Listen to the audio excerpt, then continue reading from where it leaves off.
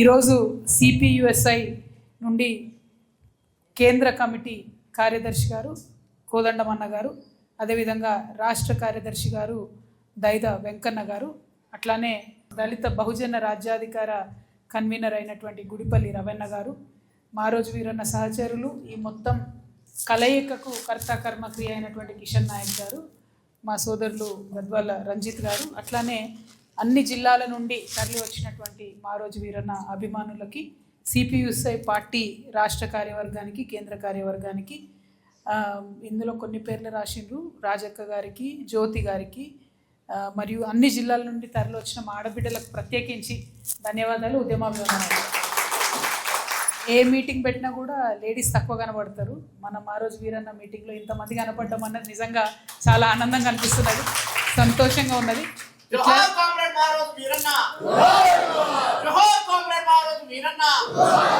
ఇదే విధంగా మహిళల భాగస్వామ్యం రాజకీయాల్లో పెరగాలని చెప్పి మనస్ఫూర్తిగా నేను కోరుకుంటున్నాను. మనం ఎటువంటి విచిత్రమైన సమయంలో ఉన్నామంటే, గత 3-4 ఏళ్ల క్రితమే మనందరం కూడా దేశవ్యాప్తంగా ఉన్న 29 రాష్ట్రాల్లో ఉన్న మహిళలను కూడగట్టి మహిళా బిల్లు కోసం కొట్లాడితే, ఇదివరకే మహిళా బిల్లు ఒకసారి పార్లమెంట్లో పాస్ అయింది, కానీ మళ్ళీ నిన్న మహిళా బిల్లు పాస్ చేస్తున్నామని మళ్ళీ ఒక కొత్త ప్రక్రియ మొదలుపెట్టారు. అంటే ఒక మోసపూరితమైనటువంటి వైఖరితోని ఆయా ప్రజలకు, ఆయా వర్గాలకు రావాల్సినటువంటి ఏ అవకాశాన్ని కూడా వాళ్ళ దాకా రానియకుండా ప్రతి దాంట్లో కూడా ఎంతో కొంత రాజకీయ లాభం పొందేటటువంటి పార్టీలు, వ్యక్తులు, శక్తులు ఉన్నటువంటి కాలంలో మనం పనిచేస్తూ ఉన్నాం. మరి ఇటువంటి కాలంలో ఈ పనిచేసేటటువంటి సందర్భంలో మన కోరిక ఏముంది? తెలంగాణ రావాలని ఉండే. మనకు అందరం కొట్లాడినాం, ఈ పార్టీ ఆ పార్టీ, జెండా ఎజెండా అన్నీ పక్కన పెట్టి అందరం కొట్లాడినాం. తెలంగాణ కోసం కొట్లాడుతున్నటువంటి సందర్భంలో నేను పర్సనల్గా ప్రొఫెసర్ జయశంకర్ గారికి వీరాభిమానిని. ప్రొఫెసర్ జయశంకర్ గారు మమ్మల్ని జాగృతి నడిపేటటువంటి సందర్భంలో మార్గదర్శనం చేసినటువంటి మహానుభావుడు. మరి ఆయనతో మేము పలు సందర్భాల్లో మాట్లాడేది. చాలామంది మరి బహుజన తెలంగాణ రావాలంటున్నారు, తెలంగాణలో ఉన్న అన్ని వర్గాలకు రాజ్యాధికారం రావాలని అంటున్నారు కదా సార్. మరి మనమేమో తెలంగాణ భౌగోళిక రాష్ట్రం రావడానికి కొట్లాడుతున్నాం. మరి ఎట్లా చేద్దాం ఇది అని అంటే, ఈ సమస్య ఆనాడు భారత స్వతంత్రోద్యమంలో అంబేద్కర్ గారికి కూడా వచ్చింది, ఆనాడు గాంధీ గారికి కూడా వచ్చింది.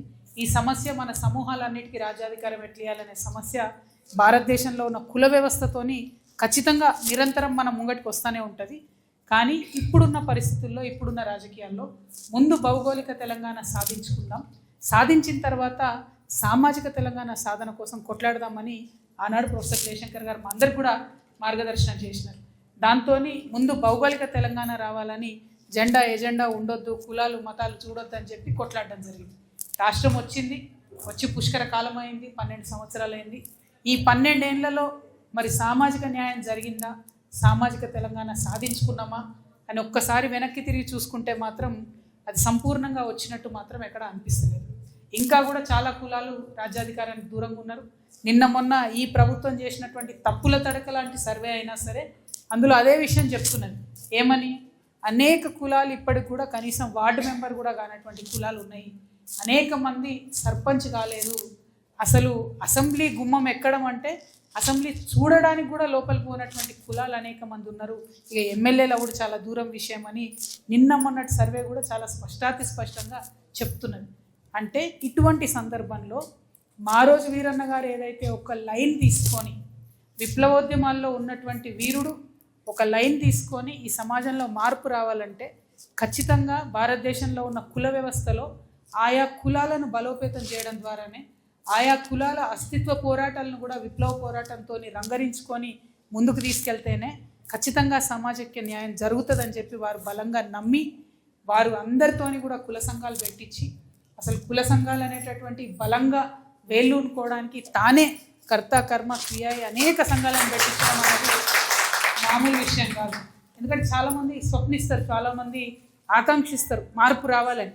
కానీ ఆ మార్పు రావాలంటే ముందటడుగేసి ఇగో ఈ తొవ్వలో పోతే మార్పు వస్తుందని చెప్పినటువంటి వాళ్ళే విజయం సాధిస్తారు.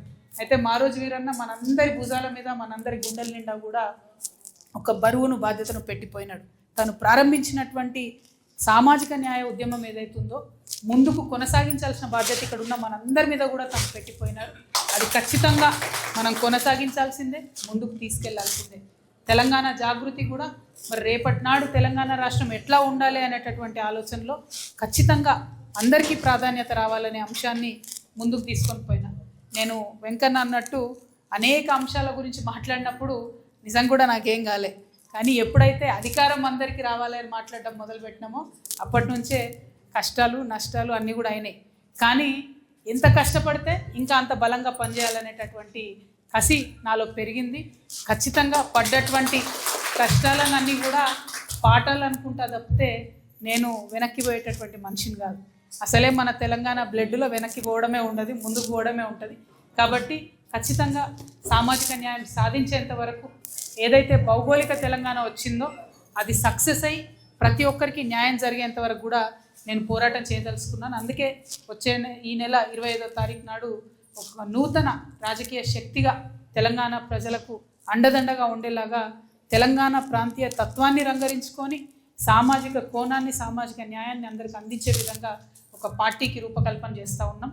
మరి ఆ పెట్టబోయేటటువంటి పార్టీకి ఈరోజు మారోజు వీరన్న గారి ఆశీర్వాదంలాగా వారి యొక్క మార్గదర్శనంలాగా సిపిఎస్యు మొత్తం అంతా కూడా వచ్చి మద్దతు ఇవ్వడాన్ని నేను శిరస్సు వంచి వినమ్రంగా నమస్కరించి మీ అందరికి కూడా ధన్యవాదాలు తెలియజేస్తా ఉన్నా. ఎందుకంటే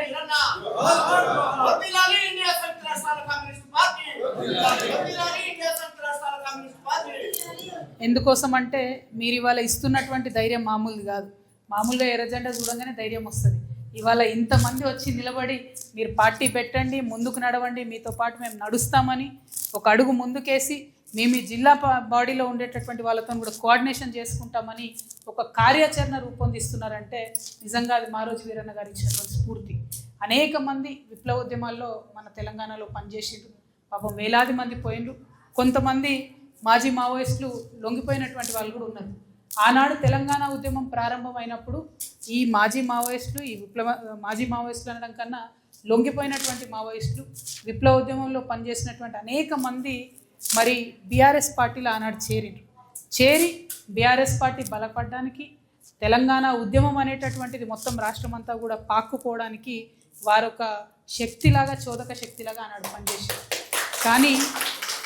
కానీ అన్ఫార్చునేట్లీ ఆ లొంగిపోయినటువంటి మావోయిస్టులు దాదాపు 1,00,000 మంది మన తెలంగాణలో ఉంటే వారెవరికి కూడా న్యాయం జరగలేదు. అది బీఆర్ఎస్ హయాంలో కూడా న్యాయం జరగలేదు. చాలా దారుణమైన పరిస్థితి. రేపటి నాడు తెలంగాణ జాగృతి నుండి ఆ లొంగిపోయినటువంటి మావోయిస్టులు వాళ్ళ కుటుంబాల సంక్షేమం కోసం కూడా మనం ఖచ్చితంగా పోరాటం చేస్తాం, దాన్ని సాధించుకుంటామనే విశ్వాసాన్ని కూడా ఈ సందర్భంగా నేను మీ అందరికి కల్పిస్తూ ఉన్నాను.